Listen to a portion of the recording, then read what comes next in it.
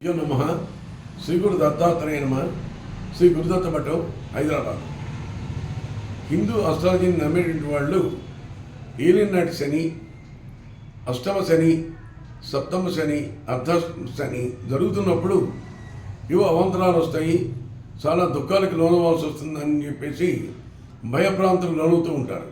కానీ శని మహానుభావుడు కొన్ని శుభాలు కూడా కలిగిస్తాడని చెప్పి మనం గమనించాలి, నమ్మాలి.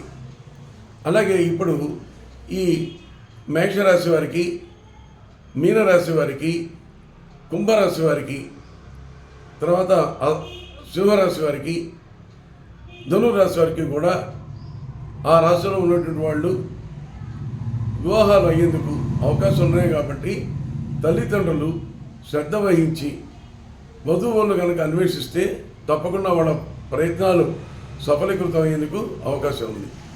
నక్షత్రాలకు వస్తే ధనిష్ట 3-4 నక్షత్రాలు, శతభిషం, పూర్వభాద్ర, ఉత్తరాభాద్ర, రేవతి, అలాగే మేషరాశిలో ఉన్నటువంటి అశ్వని, భరణి, కృత్తిక 1వ పాదం వారు, మఖ, కుంభ, ఉత్తర, హస్త, చిత్త 1-2 పాదాల వారు, అలాగే మూల, పూర్వాషాఢ, ఉత్తరాషాఢ మొదటి పాదాలు కలిగినటువంటి వారు కూడా వివాహానికి అనుకూలమైనటువంటి సమయం. ఇప్పుడు ఈ సంవత్సరంలో వివాహం అయ్యేందుకు పూర్తి అవకాశాలు ఉన్నాయి. కాబట్టి శనిగ్రహానికి సరైనటువంటి శాంతి కార్యక్రమాలు చేసుకుని శని క్షేత్రాలను దర్శించి సరైనటువంటి పూజలు చేసుకుంటే కనుక తప్పకుండా వివాహం అయ్యేందుకు అవకాశాలు ఉన్నాయి.